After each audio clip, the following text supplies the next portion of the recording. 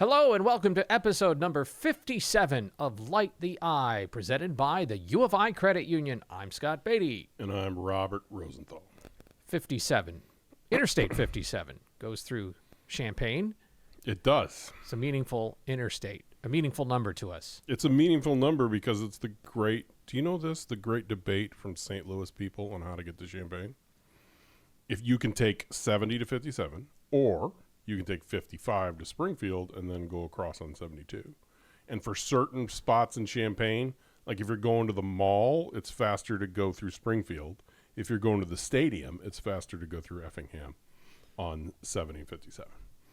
Like, trust me, people coming up to Champaign from St. Louis have had this debate 150,000 times. Are you a 70-57 person or are you a 55-72 person? A few years ago, Illinois basketball beat Indiana, and the final was 72 to 57, right?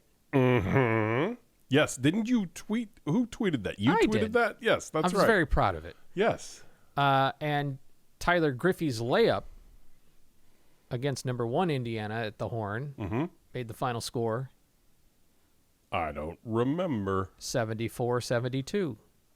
Also, yes. 74, of course, is the other. The two interstates that get confused every single day. Mm-hmm. It is kind of weird. 72 is a weird. Does 72 end in like Quincy? I think so. That? I don't. Yeah, so I don't 72 just is Champaign to Quincy. That's it. Something like that, which is weird because it's not an interstate. It would be an intrastate. 74 is like Quad Cities to what? Cincinnati or whatever. Yeah, is something that it? like that. Yeah. Yeah. But I'm always looking for these things. You know, you're always looking for basketball team beats opponent 8x to 5x. 5. Yeah, or you know, because 11 or 12 spread over across multiples of 10 is bigger than 12 over one multiple of 10. One of the best moments for me. We really are keeping the audience here. One of the best moments for me. What was the Iowa score? 71-59 was the final score. So it's a back and forth game. Nobody has more than a 2-point. It doesn't have more than a 2-point lead until Tommy made that second shot with like 6 minutes to go, 5 minutes to go, something like that. But then it ended up a 7x, 5x score. And I remember the moment on the court after the game. I'm always following that score. And that moment after the game of like, oh my gosh. And on top of all of this, the final score will not at all reflect what the game was like. People will see 71-59 and be like, oh, Illinois blew them out and went to the Final Four. No, it was a very close game. It's just nobody's going to remember that. Yeah, because nobody can subtract those two numbers. No one ever does. Everybody's just like, oh, they beat them by 20. But also, football, when they beat Michigan 2 years ago. 2-1-7. Yep, 21-7. The 217 area code. Yep. The entire universe is aligned around Illini athletics right now. This episode, we are going to get into some football. And speaking of numbers, we're going to talk a little bit of numbers. There's a guy that gets into them, Phil Steele, author of Phil Steele's College Football Preview. It is basically the best when it comes to all the preview magazines that you can find out there. And I have used it for years just to get primers on teams. And it's full of actually really good information and more facts and figures that you can use to try to process how a game or games or a schedule or a season might play out. So we're going to do that. But you're also secretly a little bit of a numbers guy, even though you put on this whole facade of feelings. Tiny little bit of, I call them nerd stats. Yeah. But most importantly, you're already sort of answering the question, but this is our first chance to talk since the jump at the beginning of the week. You're smiling, so you apparently are just fine, but there's still a lot we have. This is kind of our post-game show. Yes, you're right. Of the jump. You're right. This is very like, Coach, what do you think went wrong out there? What would you do differently next time? I don't know if I like the question very much. Yeah, you know what, Robert? My team competed. Robert, he doesn't make adjustments in his long jumps. I did make an adjustment. We'll get to that. We'll get to that. Producer Kendall Crawford is here. So, some jumping post-mortem, some predictive measures about Illinois football, and then we're going to get ourselves ready to go to Media Days next week for Big Ten football, and specifically Illinois Day on Tuesday up in Chicago. But first, we light the eye. First, we need to light the eye.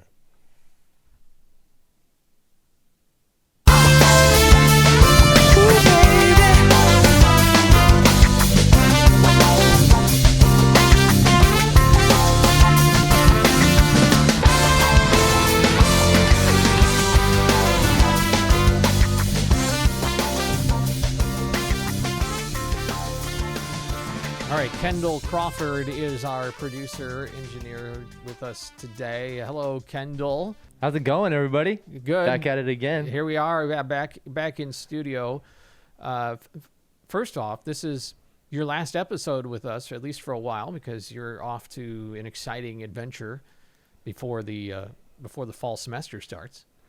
Yeah, I'm very sad to say goodbye to you guys because this has been a great experience and it's a lot of fun to be a part of this. So, but I know I'm going to do great things in Cincy, and hopefully I can come back and be a part of even more episodes later on. So Yep. I don't know if any will be as taxing on you as making you film me jump into sand.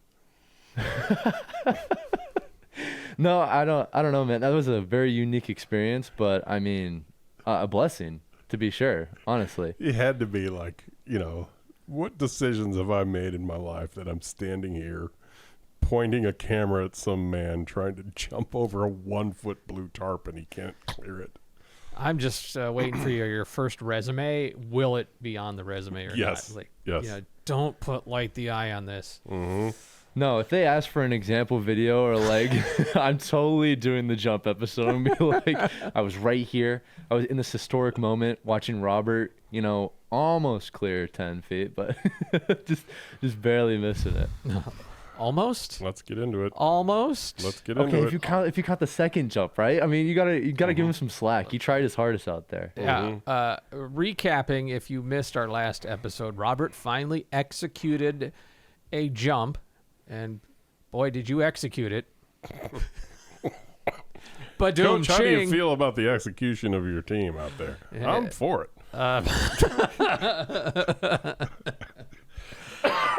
We had a bet on whether Robert would be able to clear 10 feet without any training, without any preparation other than, okay, let's start with the hill.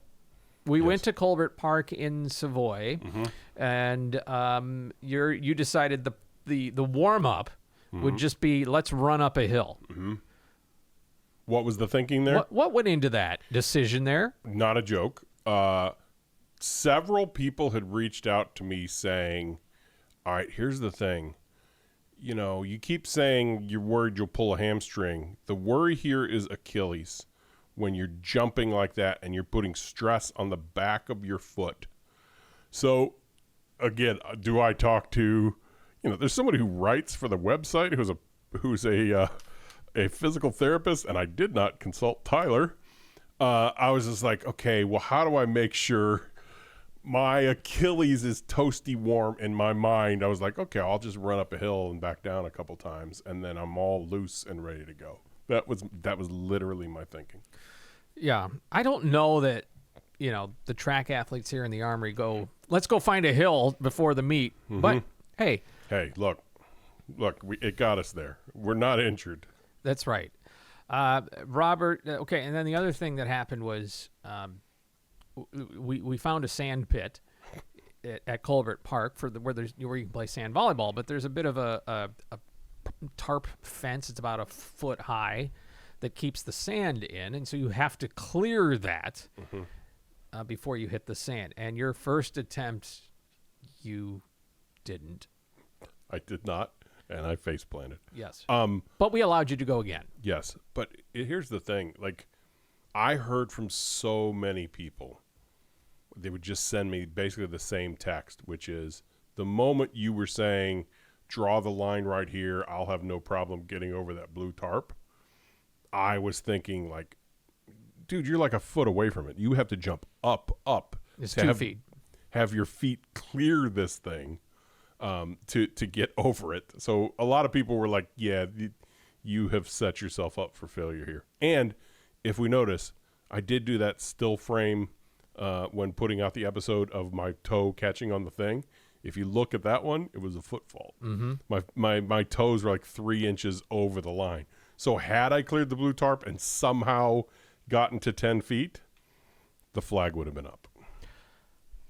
However, I think in the spirit of what you claimed here so many months ago, which was, I think I could go jump 10 feet right now. Mm-hmm. Were you in that moment going, yeah, and I wouldn't foot fault? Or was it just wherever I took off from, I would land 10 feet later? That was it.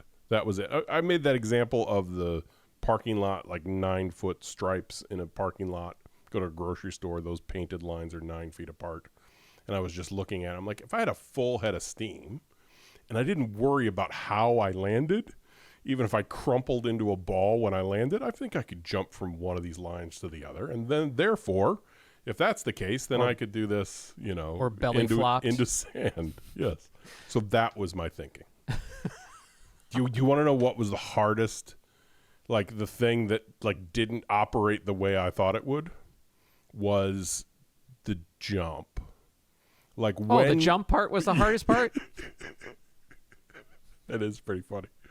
When you're running forward, like if I feel like I could do a standing broad jump and get like 7 feet or something like that. Oh God, here's a new challenge. Geez. No, but I'm saying is when you're running, to transition to put the energy on that foot and go up when your momentum is going that way, that was the hardest. Like both times I did it, my body was like, oh, I don't feel like I'm jumping at all. I'm just like lifting my feet up at this point. So that was the weirdest thing. I'm sure there's some kind of technique that you're supposed to like get low when you're about to launch and really focus on your plant foot and pushing up when you're doing it. But yes. Yeah, they may have a technique to it. Yeah, you think there's some technique and some idiot can't just go jump 10 feet right now, as I said? But yes, that was the surprising part of it all.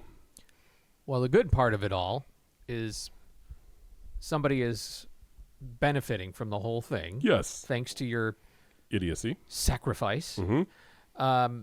Crisisnursery.net, and some people have reached out and posted say that they would like to give, and thank you. Mm-hmm. Thank you for that, and Crisis Nursery hopefully is suddenly wondering why $77 is showing up in random segments. You don't have we're not give however you would feel led to give there. That's crisisnursery.net, but you are providing $77 to Crisis Nursery. Yes, I've already made my donation. Yeah. But some of the comments from our YouTubers, Mark says, normally I just listen on Spotify, but I had to watch. Good on you, Robert. Mm-hmm. Marcus wants to know if you've sent the recruiting highlight video to Coach Bielma. He's always looking for a good nose tackle. And you did somehow tackle your nose. That's a good point. I like that. That was a good joke. We should have used that in some way. I want to talk about a nose tackle. God, the sand that was still in my hair later that day. Chris says, I am watching from the Galapagos Islands, and this is definitely one of the highlights of my trip. I mean, if I'm getting the trip to Galapagos, I'm going to be sitting there with my phone in my hand watching some idiot jump. That's what I'm going to do. Yeah. Hey, Chris, it's the highlight of your trip, and the trip was a highlight. Hey! Ba-doom! Triple Illini has concerns about your car because your car made an appearance in the show. We had some footage from inside the car. I didn't see this comment. Maintenance required. That pops up all the time. Yeah. Yeah. It's a bad sensor. He said the car is doing. I assume it's a he. He says the car is doing great. It was just trying to stage an intervention. Maintenance required. That's pretty good. Kudos to whoever said that. Scott says, not sure if the podcast videos are eligible for the $100,000 prize or $10,000 prize, but the jump beats most things I've seen on America's Funniest Home Videos. Excellent. I'm glad people. Yes, I heard from many people that told me I brought my kids over to watch it, and yeah. Look, if I can entertain you people as a big dumb animal, I'm going to do it. Kevin says, love the episode. Robert, that took guts coming from, this is his words, coming from a slightly overweight 60-year-old man. I'm glad it wasn't me having to jump 10 feet in front of the internet. Yes. If there is an easy way to donate to either of your charities, I would gladly contribute to each of your charities. So thank you. I've heard from a lot of people. Like on Slack, I heard from 6 or 7 people that already gave in $77. So thanks to everyone. I'm glad we could turn this into something besides my shame. Laura says, best episode yet, guys. Well, actually, that's from Bruce in Houston. He says, best episode yet. Okay, when we first sat down to think about this, however we many didn't months think ago, about it. I did not think about these antics. And you're here to tell me that just you being ridiculous is what's going to make quality content. I mean, I'm here for it. Let's get some more challenges out there. Look, if we can raise some money, I'm in. Here's the worst part of the whole thing for me. Several people, both in texts, on Slack, other places, including one person who seemed to know long jumping, said, hey, just so you know, you can get 10 feet. They're like, I watched it. When you said you were going to slow down, I was thinking, oh, that's going to blow it. Speed is everything. You can't go half speed. Yeah, you kept repeating speed, precision, not speed. Yes, because okay, so when you're running down the hill and it's on grass and it's not like it's not some fairway here that's perfectly graded out. So the first run down the hill, I was like, ooh, this is a little out of control. So I'm looking at that wooden bench to the left and I'm looking at the wall to the right. And I was like, maybe we didn't think about this when choosing this exact spot. So that's why the second time, especially after falling, I'm like, okay, I'm not going to try and tear down the hill. I'm just going to stay under control and make a jump. So the last thing people need to tell me in this moment is, hey, look, if you do train, I bet you can get 10 feet. It's not that far off. And if you get some good, and if you're running down a flat surface and you have spikes and everything else, you could probably do it. I'm not going to. But that's the last thing I need in my head is like, with a little better conditions, let's keep this thing going. Let's keep this claim going out there. I just feel like I need to abdicate myself, or not abdicate. I need to get immunity here. Thank you for saying we chose, because I gave you several options. Look, You did. it was not a traditional. Conditions were not pristine.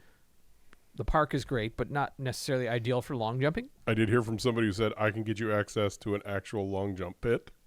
I don't need that either. I'm not going to try this again. Look, we emerged from this unscathed. There are no torn anything. I didn't break a toe.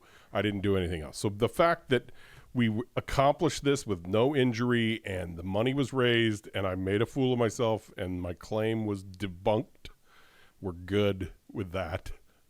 I can't have these things in my head, because I'll just wake up at 3 a.m. and be like, if we did, I mean, like, those tracks are kind of springy. So just from that spring, and then I wouldn't have to worry about running into a wooden bench. I could get more speed going. And if I'm running on a flat surface, I bet I could. I don't need that, because I'd talk myself into it. I'd absolutely talk myself into it. Your wife just called and she said, no. All right. And before we go, Chad wrote in the comments, and Crawford is wearing an awesome shirt. His folks did good. That's right. That would be Kendall Crawford. The only 22-year-old on it. Wait, 21? How old are you? Oh, I'm 21. 21-year-old wearing a Rush shirt. He must be talking about the Rush shirt, right? Yes. Yeah. Yes. Good band. I know How all, was the all you concert? people. You better listen to them. They're good. That's right. Tell everybody in your generation that you're into a band from the 70s. I love it. I totally sound so cool right now. Like Yes. all the All the 20-year-olds. 57-year-old dudes listening to this are like, man, if I could go back to my Trans Am in 81 and my Rush cassette tape. Do you know what an 8-track is? Have you ever heard of an 8-track? Do you know what, if I say the words 8-track, do you know what that is? Like an 8-track tape? Yes. Yeah. Okay, good. Look at him. Yeah. Oh yeah. I love music. Okay, good. We had an 8-track in the old family van in like 1978. Then we switched over to cassettes. I just want to put a button on this. Yep. Another message that came to us.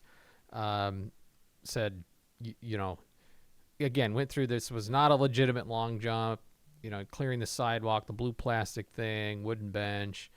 But this was not really fair to you. You were set up to fail with that setup.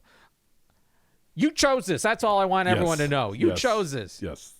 It was it was my doing. And honestly, my first thought was to do it at the volleyball courts over right just north of lot 31, right by the tailgating lots. But that one has like a 18-inch drop into the sand from where you would be running up to it. So just think if I jumped off of that and made it 10 feet, and then some physics major says, actually, that 18-inch drop from where you leapt to where the surface of the sand was gained you an extra 14 inches, so you technically didn't make it. So, and even if I would have made this one, I'm running down a hill to get more speed. Is that technically, there's a lot of... Next time we get Petros Kipriano in here, we'll have to ask him about what goes into the perfect launch angle and velocity for a long jump. I can button it all up this way. It's not easy when you're 53 and my weight to jump.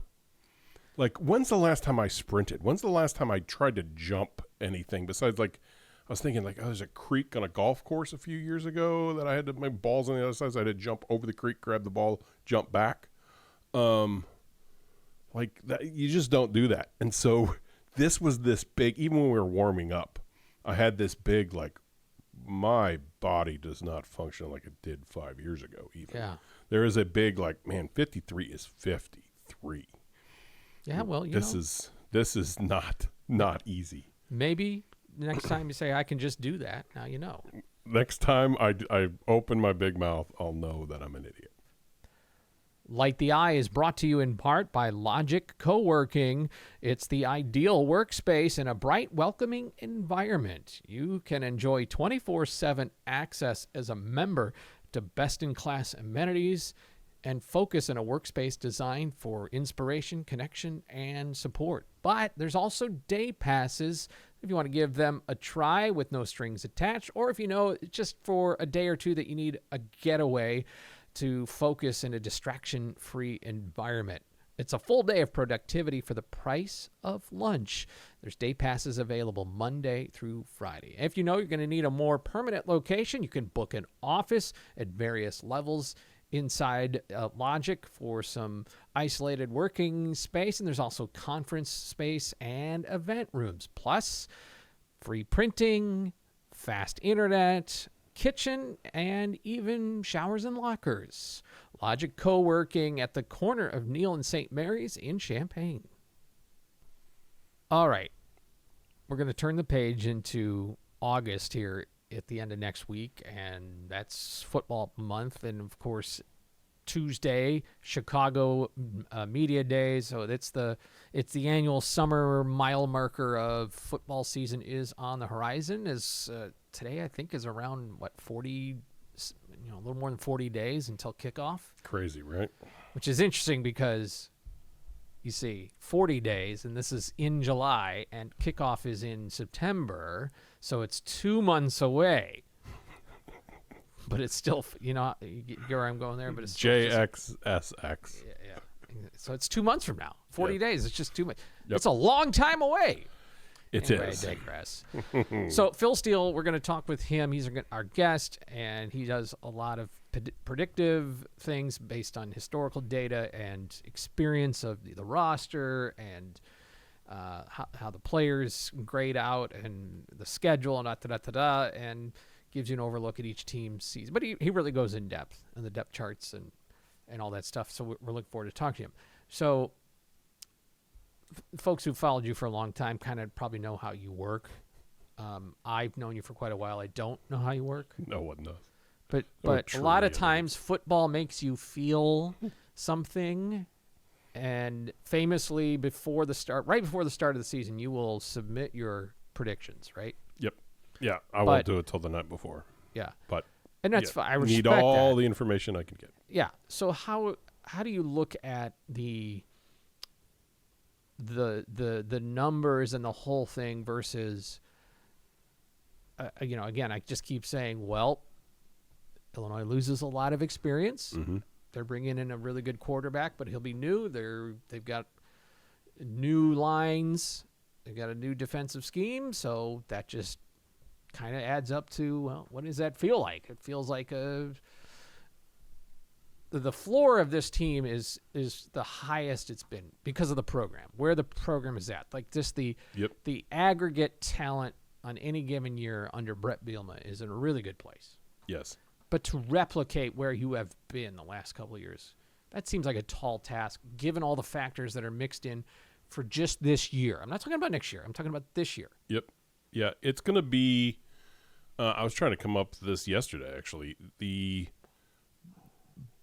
biggest, if you just look at it two deep and you just highlight the new players, like no experience either in the program or they're a freshman or they just haven't played before, if you just highlight the new players in the two deep, it's probably the most in 10 years.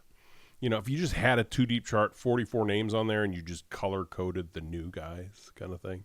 Hey, this guy wasn't with the program last year. He was at Georgia State.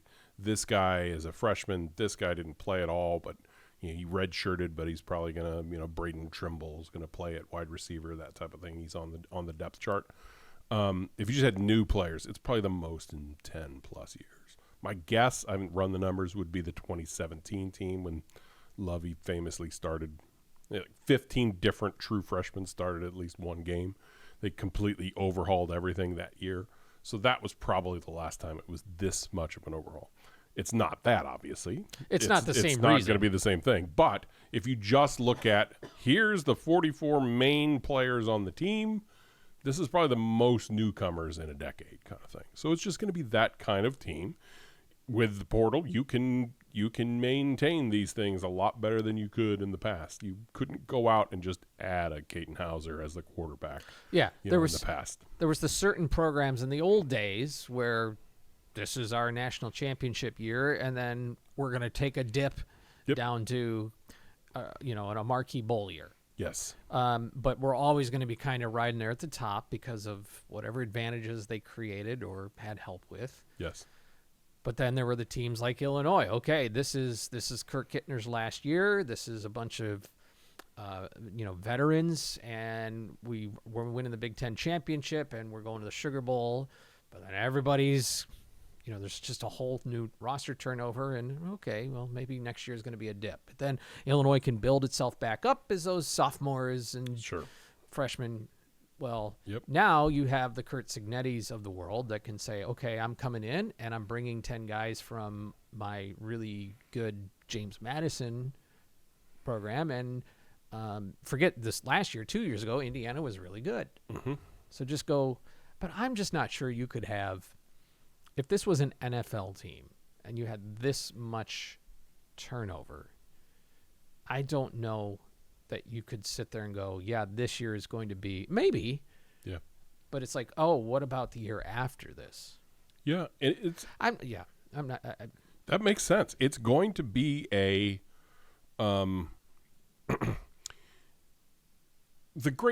let's use college basketball. Just to pivot, look at it from a different angle.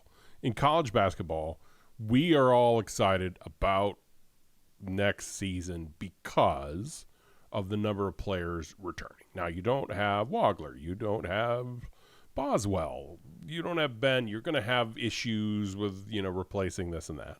But there is still, in any sport, wow, they have a lot coming back. And once those players were playing together, that's good. There's also ways to add players and get good. Look at the 2024 season for Illini basketball, okay? 2023 and 2024 is maybe the best example of this. 2023, if we just boil it down to one thing, is didn't have the right pieces around Terrence Shannon Jr. Just didn't work with Matthew Meyer, whatever, 9 seed, lost to Arkansas first round. The next year, again, brand new players plugging them in, and it worked. You went and found Justin Harmon and Quincy Guerrier and, most importantly, Marcus Damask, and that fit around Shannon, and you go to the Elite Eight. So, yes, you can just immediately rebuild teams now in both sports if you hit on all those guys, and Indiana's famously hit on a bunch of guys. The issue with college football is when you lose a large number of linemen, even if you replace them pretty well, it's usually a struggle before those players gel playing next to each other. When you start talking units in college football, it's really hard to have a defense or an offensive line that's just like, 5 new starters, but they were all great and it was good. I don't care if you're Georgia, Alabama, whatever, when you have a bunch of new guys all trying to gel. Well, the first 6 games where they play together is like, he didn't know what he was doing and this type of that thing. So the principles still exist. It's a lot easier to rebuild, but the principles still exist. Illinois is losing 4 of 5 starting offensive linemen. It's going to be an adjustment for the new line at the start of the season for them to just come together and gel. Could be a better line. Could be more talented players. Who knows? But there's usually a period where they have to adapt to playing with each other. So what are the numbers you're looking at? I use SP Plus a lot. That's Bill Connolly on ESPN. Because it's real simple. There's rankings to it, but the number he comes up with teams is a very simple, like, this team is expected to be 2.3 points per game better than the average team. So here's what the offense will do. Here's what the defense will do. Here's what the special teams will do. That comes out for Texas this fall to be 23.7. Like Texas, if they played the average college football team, the 65th best team, would likely beat them on a neutral field by 23 points. You go down to the other end, and Purdue is minus 2.9. If they even play just the average team, they're going to be 3 points worse. That's the expectation there. I have followed this for years because it's the best way to talk about that ceiling floor thing. If we go in history, let me pull this up real quick so I can pull some of these up. Like Lovey's first 3 teams were minus 6.7, followed by minus 7.4, followed by minus 7.9. And those are the results. Those aren't the projections. Those are the after the season. That's how bad those seasons. If people think back to bad Illinois teams, when Ron Turner took over, people remember there was an 18-game losing streak at the time, went 0-11 in his first season. The roster was decimated, had more quarterbacks than defensive linemen, like all the stuff that we talked about at the time. That team was minus 18.1. They were 18 points worse than an average college football team. We're talking like a decent MAC team kind of level of team, and that's how much they were. And the top teams are what you would remember, the 2001, 07, even, he has numbers going back to, 89 was a team that was 20.4. What was the Citrus Bowl team?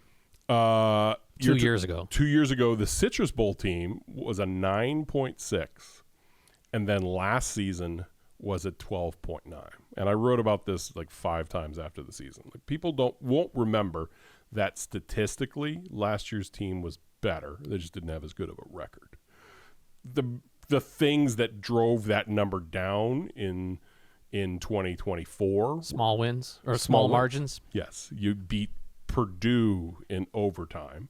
And so when these numbers are looking at that and it says like, wait, you're supposed to beat this team by 33 and you went to overtime and won because they failed on a 2-point conversion. They didn't do the whole Ryan Walters factor in there. But. Yes. So that is play the season over, and instead of a 10-3 team, that might be an 8-win team or maybe even a 7-win team.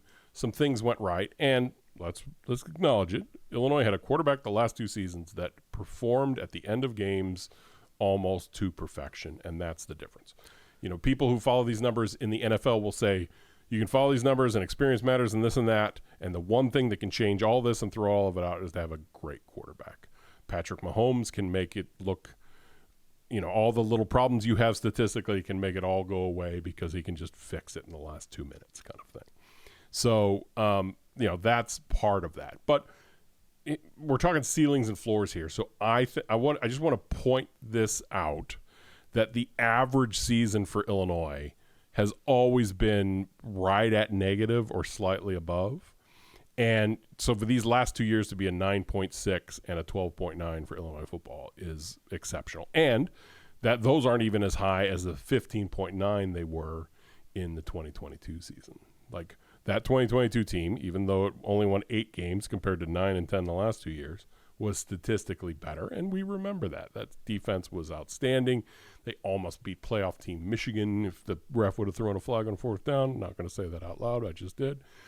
But, into a microphone that's recording. That's right. But statistically, that was the best of these last 4 teams, was 2022. Just on this. Now, games aren't won on paper, right? Like, games are won on the field, and USC can have a really high number here and then go 8-5. A couple years ago, Miller Moss, their quarterback, threw interceptions on like 3 late drives, and they lost all 3 games. You can have a great everything and do this, and not have a closer, and suddenly your 10-win season is a 7-win season. So that's how these things go. All of that to set up that this year projects. He has Illinois 33rd in the projection as a 9.3. So that's just his projections of here's the returning starters, here's what you've added from the portal, here's the strength of the current program, here's this how they've done statistically. This is just a laptop looking at a team. It's not a, here's his opinion. It's just what his laptop is spitting out. So he has Illinois as the number 33 team going into this season. And I think that's pretty fair. And I'd also like to note that 9.3 would be like the 3rd best season in the last 15 years or something like that. Like this is where I go to say that the floor is high. And if it's a 7-5 season that puts up a 9.3 in something like this, I will have never felt better about where Illinois football sits. Because we're talking a program that statistically is putting up, even the 2014 season was a bowl season. It was a 0.4. That's a team that really was just an average college football season. The 2019 team was a 0.6. Yes, they went to a bowl, but they weren't doing anything substantial. If this is a down year and puts up what's projected to be a 9.3, then the floor has really, really, really gone up for this program. I just thought of an episode title for this. Hit me. Okay, you ready? Mm-hmm. You can tell me no. Mm-hmm. Kendall, you can tell me no. Mm-hmm. Title of this episode? Mm-hmm. Math and Aftermath. I like it. We're talking numbers Mm-hmm. about football and the aftermath. The jump aftermath. I'd explain it. Well done. Mm-hmm. Oh yeah, explain it. Always make it better. Yes, I like it. I'm in. Yeah, that's and what people we're doing already here. know this because they are 20 minutes in or whatever we are, and they are actually listening to what says on their screen, math and aftermath. Yeah, we didn't turn them off. That's right. All right, I'm going to throw some numbers at you. Mm-hmm. Ready? Hit me. I'm going to give you 3 numbers. You tell me what they are. 9, 8, 10. Any idea what that is? 9, 8, 10. I'm going to say 8 returning starters. Nope. 10 wins 2 years ago. No. Hit me. What is it? Iowa football wins the last 3 years. Mm-hmm. 9 last year, Mm-hmm. 8 the year before, 10 in 2023. Mm-hmm.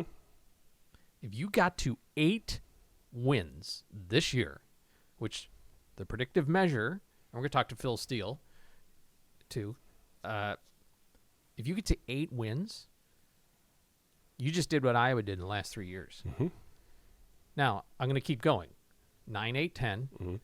8, 10, 6. That was the COVID year, 6 of 8 games. Mm-hmm. So that translates to 9-ish. Yeah, 9 wins. Mm-hmm. 9, 10 wins in a regular season. 10 in 2019. 9, 8, 8, 12 back in 2015. Are we still talking Iowa? Yeah. Okay. 7, 8. You go back to 2012. The last time Iowa did not have a winning season, they went 4-8. You get where I'm going with this? If Illinois does 7 or 8 wins this year, they're kind of becoming Iowa. Mm-hmm. And not in the bad way of becoming Iowa, because not in the I understand hated what you're saying. Iowa. I mean in Yes. the model sustainable consistency. Yes. The thing that was the whole goal from the beginning that thought that, like, this is not what Illinois football does. Sustainable success. I mean, I should have put that together because I tweeted this just a couple weeks ago. Michigan football the last 2 years, 17 wins. Iowa football the last 2 years, 17 wins. Illinois football the last 2 years, 19 wins. Like, this is as good as it gets. Like, I'll never forget the day I was at Iowa for a baseball series, and a staffer there. We were near the football stadium and said, "Oh, another 8-win season," and I thought they would build a statue. Yep. If he would average 8 wins. Here's what Minnesota has done, working from last year and then backwards before that: 8, 8, 6, 9, 9. The 6 is gets an asterisk. They went 5-7 and got a bowl bid because there weren't enough bowl teams. Sorry, just needed to throw that out there. Quick Lane Bowl. Before COVID, 11, 7. You're in the league now with Minnesota and Iowa. Oh, we're better than Minnesota. We're Yeah. I mean, we're this ahead year, of Minnesota's stand. Yeah, statistically. but I'm like, just talking about historically. You're now if you one more. I just say 3 years of this, you're out of the. Well, that's a bottom tier team, and nobody's suggesting Illinois is, but or expecting them to be. But Yep. I mean, I just want to point out that last year, going back to my SP plus, just the number. Last year, Illinois was a 12.9. Minnesota was a 1.5. Those are not two identical, like 8 and 4 teams. No. One was significantly better and played a harder schedule and beat USC and everything else. So, and who yes. was the other one? I'm just kidding.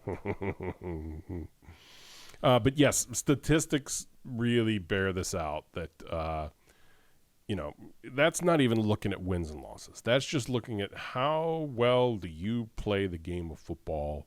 Conley has built 5 factors that he calls them of here are the things that win teams games. And if they can do them consistently, these are the strongest programs. So that's what his laptop is spitting out. And it is saying even with only 8 returning starters, Illinois projects as the 33rd best college football team. And I think that is fantastic. We'll get the perspective of another guy that puts together a lot of factors and predictive measures. Phil Steele joins us next.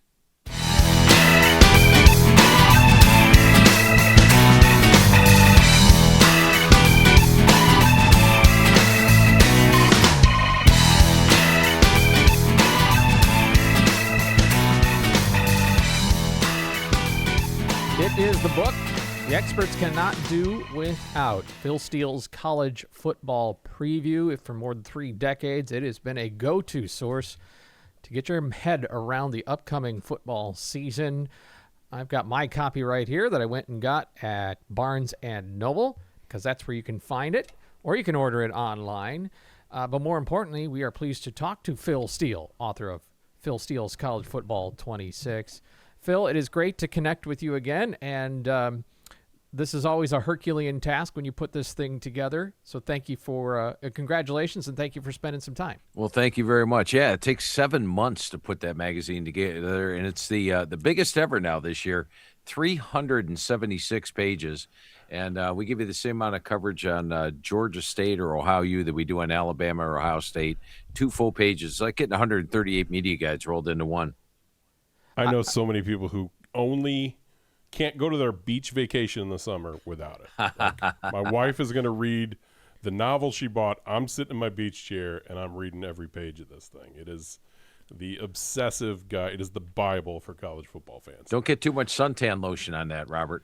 That's right. That's right. That's right. That's right. Well, and here's the difference between, Robert's going to read the Illinois section, and because that's all, but don't tell Robert this. There are people that care about other teams, other college football teams.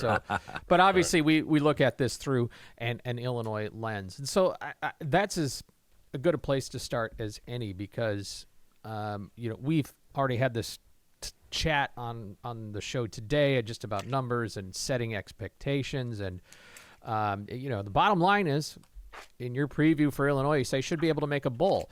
Please explain to the fans why your predictive measures are not to be trusted, and that, in fact, Illinois will win 9 and 10 games again. There you go. Well, I think expectations for Illinois are definitely a lot lower this year than they were heading into last year. I think heading into last year, they were a very experienced team. In fact, they were number 3 on my experience chart. They had the veteran quarterback coming back in Luke Altmaier, and a team loaded with talent. I thought a lot of the sort of a trendy pick to make the playoff, possibly, from one of the bottom ones in the Big Ten.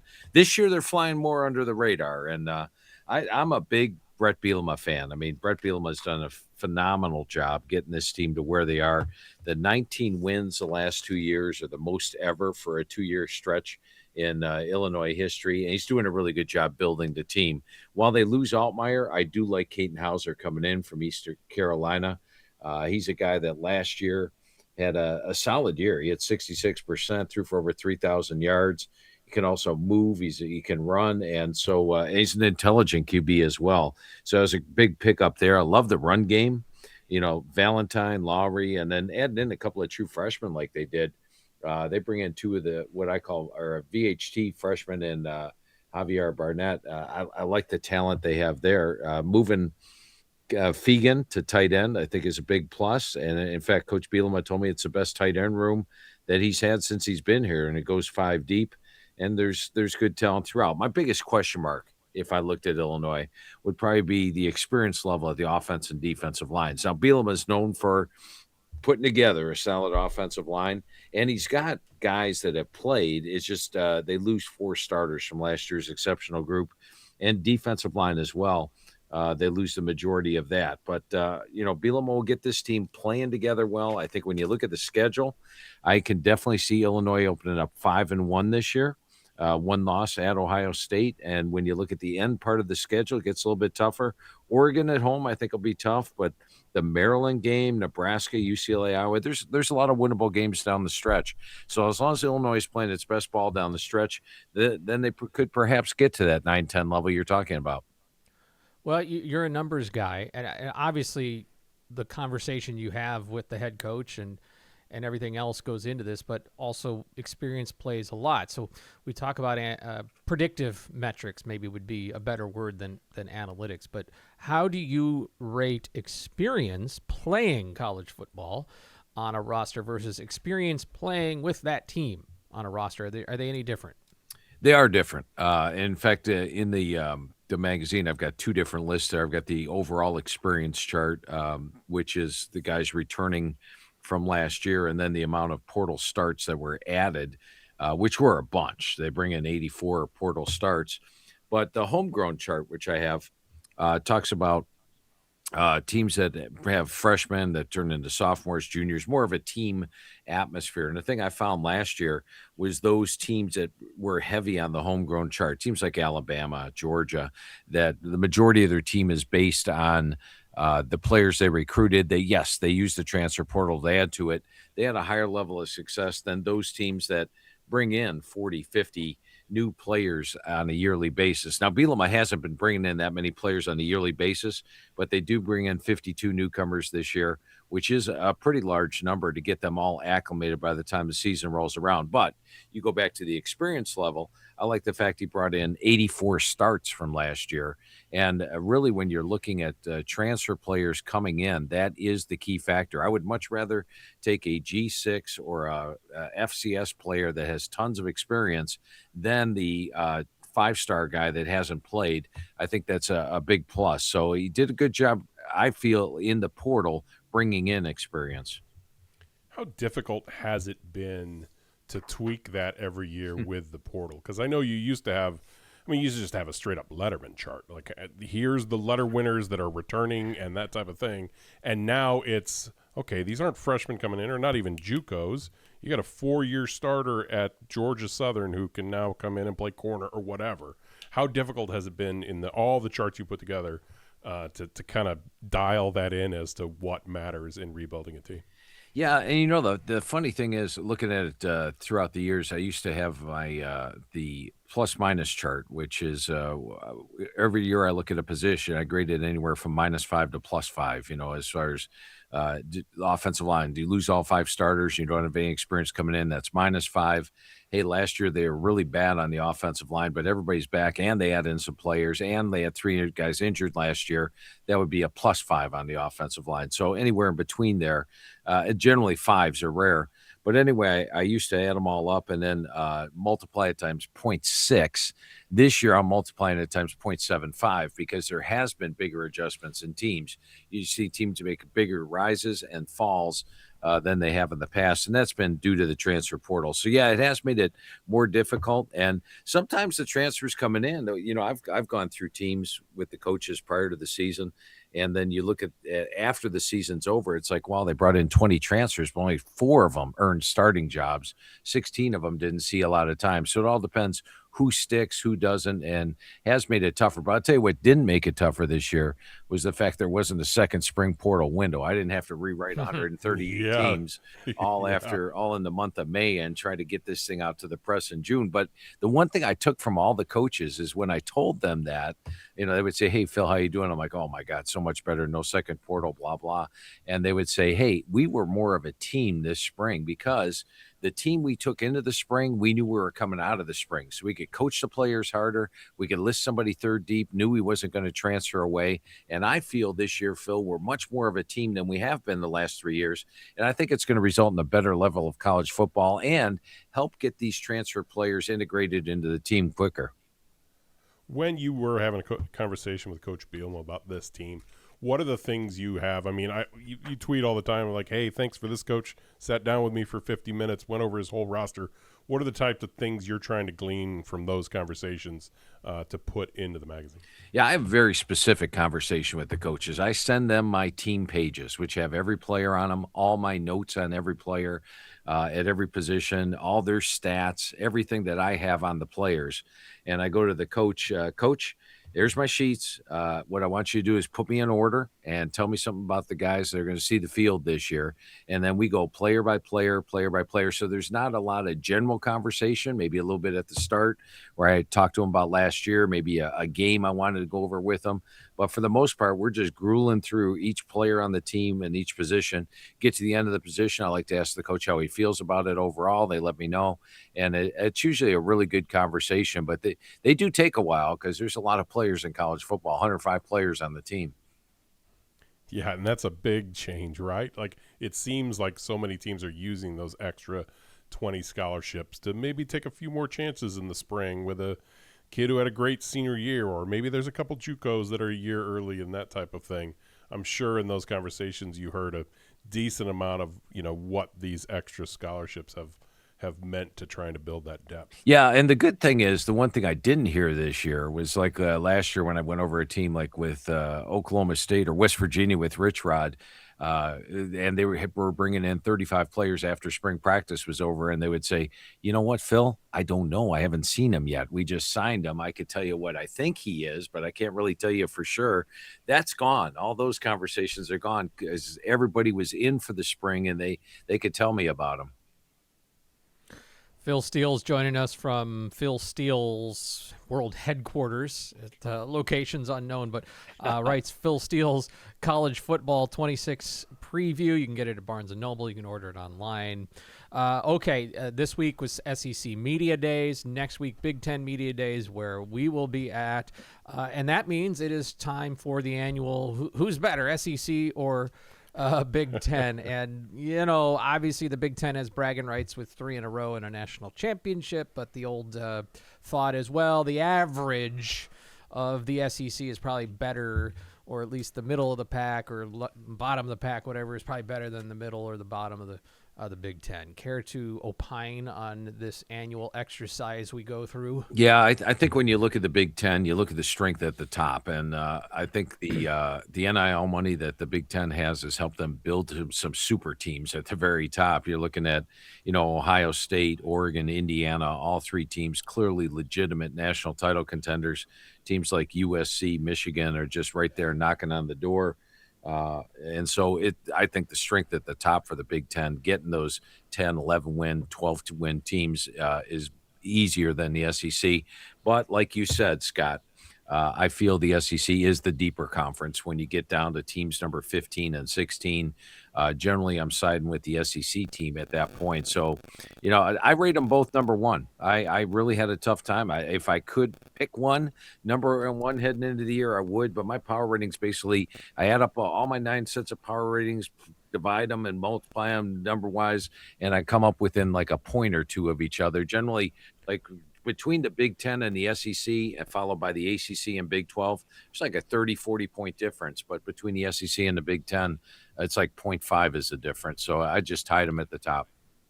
Do the coaches you talk to in any conference, and I ask for specifically, do you talk to them and you go through this, and do they say, you're going to, you know what, Phil, you're going to put us at the bottom of the conference, and that's just about right? We're not expecting, do they ever or somebody will say, yeah, we're going to be middle of the pack, or, just, the teams, how do they look at the season ahead compared to what you might, and even though if they wouldn't say it necessarily on the record? Yeah, and that's the good thing about the conversations is all the calls are off the record, and the coaches know I'm not looking for clicks. I'm not going to get off the conversation and hop online and say, "Oh, look at this juicy stuff I have just compiled." No, it all stays with me. I think the most refreshing conversation I had was with Scott Loeffler when he took over Bowling Green in 2019. He said, "Okay, Phil, here's the story. This first year we're going to suck. The second year we're going to suck less. The third year we're going to be decent. The fourth year, we're going to be a little above decent. And the fifth year, we're going to get to a bowl game. But they told me I have 5 years, so I got 5 years to get to a bowl game. And guess what? That's exactly what happened with Bowling Green. So it's refreshing when coaches are like that. So if I don't use the predictive measures and go through the power rankings, but in my brain, I go, Illinois has a new defensive coordinator, a new scheme, basically, as you highlighted, a new defensive line and offensive line, and there's a new quarterback. Gee, that adds up to probably a team that's going to be more, around 500 plus or minus a game or two. So, how does that compare with, can you get to the same place, but you're using a lot more numbers? Or do you kind of put that aside and just go with the numbers? Yeah, I have my main, I call it projected win-loss, and it's got everybody's schedule in there. And I take my 9 sets of power ratings, play them into the schedule, factors in the home field edge, and then it spits out numbers at me. And sometimes, it'll be anywhere from, hey, this team could, one set of power ratings has 3 and 9, and one set of power ratings has 10 and 2. And then you have to be like, whoa, where's the difference? And then the majority of the time, hey, it's 10, 10, 9, 10, 10, that type of thing. When I look at Illinois coming out of that, they were around a 7-8 win team. And then what I do after I write the magazine, I go through each game for the upcoming season and put who I'd have a favorite, who I have a dog. I factor in look at the 9 sets of power ratings, but I also look at situation, travel, series history, matchups, all that put into place. And after doing that, I've got Illinois favored over UAB, Duke, Southern Illinois, Purdue, Michigan State on the road, Nebraska, and then 2 toss-up games on the road at Maryland and at Northwestern. I've got those both as toss-up games this year. I do have them a slight underdog at UCLA and a slight underdog home against Iowa. And then, of course, underdog against Oregon and Ohio State. Now, those games that are anywhere from +3 to -3, there are 6 of them on the schedule.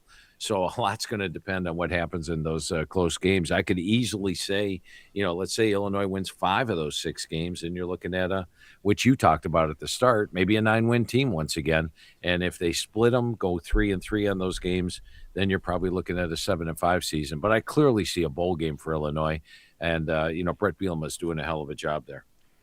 Since you see a lot of this and you have these conversations, you're assembling this, I'm assuming that in the last few years with 18 teams in the Big Ten, you've seen the most schedule discrepancy. I mean, as you just mentioned with Illinois, you get Ohio State and Oregon, who might be the 2 top teams in the conference, but then you also get, Maryland, Northwestern, Purdue, UCLA struggled last year, Michigan State struggled last year. You're playing kind of both ends of it. How much do you dig into that when you're predicting the teams of like, hey, these schedules are wildly different now. Huge. Let's talk about Wisconsin. Last year, Wisconsin took on the nation's toughest schedule, and there just was not a break anywhere along the line. This year, there's no Ohio State on the schedule. There's no Oregon on the schedule. There's no Indiana on the schedule. No Washington on the schedule. So their schedule got a lot easier. Penn State avoids the three big boys as well. And it's part of the reason I think Matt Campbell steps in and has a very solid first year, because he avoids all the big boys. When I say the big boys, I'm talking about Ohio State, Oregon, Indiana, the three teams that are going to be preseason top 10, and does play some of the lighter teams like Purdue and Rutgers. Wisconsin plays Rutgers, Michigan State, and Purdue. And on the website, I have I break down all the schedules. If you look at my daily blogs, you can go back and look at the Big Ten schedules. I put the teams in red, burgundy, blue, and green. Wisconsin plays 3 green teams and 0 red teams, so that's a real positive schedule for them. It's huge in process. And give you an example coming out of the SEC, Texas and Oklahoma. Both teams come in from the Big 12 to the SEC. Texas was playing one of the easiest schedules in the SEC. Oklahoma is playing one of the hardest. Look, Texas was up there with double-digit wins. Oklahoma was battling around 500 for the first couple of years. There really is a discrepancy in the schedules. And I guess my other question on that, since you've mentioned Indiana, is my sense is it's kind of broken college football that now every fan base thinks, well, we'll just hire the right coach. He'll find 10 NFL players in the portal in his first year, and we're going to win a national title. In all your conversations with other teams, how has that effect changed the way people are approaching this? Yeah, I tell you what, it definitely affects coaches, because now every fan base wants that national title. Hey, Cignetti did it with Indiana. We could do it here. That's rare. It's just going to be something that's extremely rare. I don't think you get there right away, and especially to have that much portal transition. He was fortunate bringing over players from his own team. And, of course, Curt Cignetti's a hell of a coach. There's only one coach that's managed to overcome the bye week in the playoff, and that's Cignetti with his win last year. Everybody else has really struggled with the bye week. Even Kirby Smart lost to Ole Miss last year. So I think it puts pressure on any new coach to perform right away. And you see shorter leases. We're seeing coaches get let go after 2 years now, middle of the third season. It just overall, it amps it up, because fan bases now have unrealistic expectations. Any thoughts on the impact of a new scheme defensively, how that impacts teams historically? Well, I think most teams, when you look at them defensively, are multiple. You're going to come in, you're going to play 3-man front, you're going to play 4-man front, you're going to blitz, you're going to drop back. You got to be different on defense, almost on a play-to-play basis, just to keep the offenses guessing, because if you play the same defense the entire game, they're going to take advantage of it. But, and have you ever hired a defensive coordinator? Have you ever heard a defense coordinator conversation when you hire them that doesn't say, we're going to be more attacking and aggressive?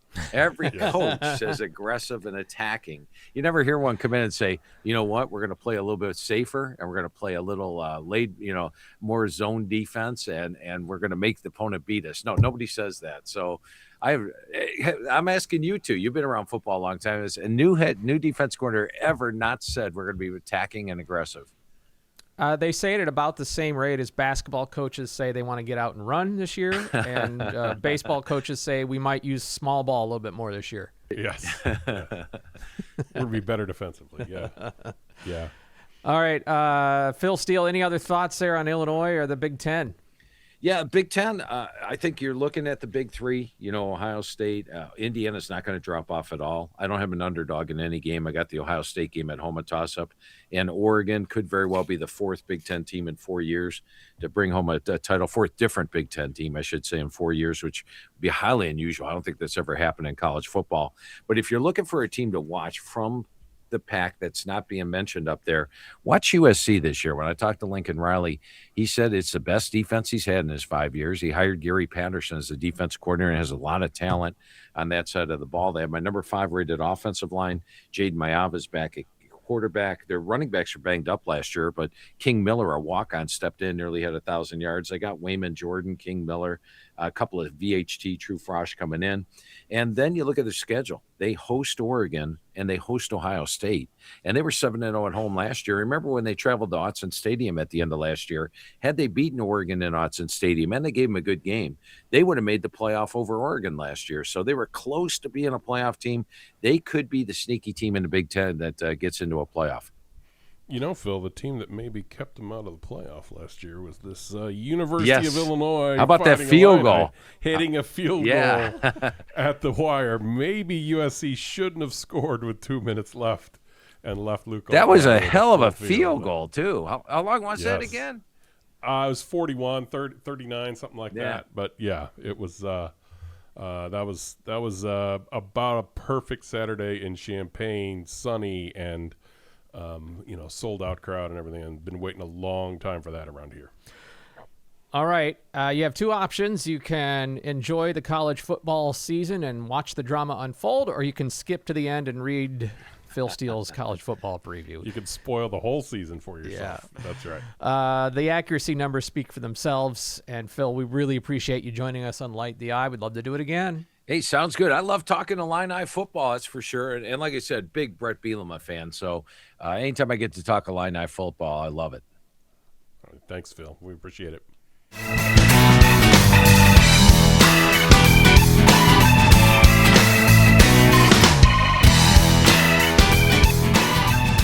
Biggest takeaway from Phil Steele? Indiana's a big boy. That's all I was going to say. He said that a couple of times. I even hate myself for asking the Indiana question. I mean, it is the question in college football for 2026. It's like, has this unicorn broken college football? But still, I hate asking it. Yeah. No, he's good. He's really good. And his Fantastic. magazine is good. What I like about it is it kind of fits you too. I just mean it's kind of like he's not worried about the flashy. Like I think you could here's the Utah Utes, and you could like Yes. turn this into 7 pages with more images and a font that's readable for somebody bigger than an ant. But like this is just information, good information that you can use however you like. And I just seeing one of the subheads is special teams. Like he has dug into what are the Utah Utes special teams going to be like this year. Like that's what that magazine is. Every part of every team evaluated and put into the magazine. And on the cover, so you know that, there's 5 Big Ten teams represented right there on the cover, Robert.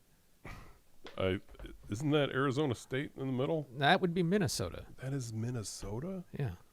Oh, okay. Yeah, they have a gold and maroon color scheme, in case you didn't know. Okay. Recognize the helmet. Media days. Next time we're together, we're going to be in Chicago. And it'll be Big Ten Media Days. We are planning to talk to Brett Bielema and the 3 players, Juice Clark, Matthew Bailey, and Caton Hauser. I will say this. The fact that Caton Hauser is coming to Media Days, that didn't happen for Luke Altmaier in his first year. Now, Caton Hauser's older. It's his 3rd school.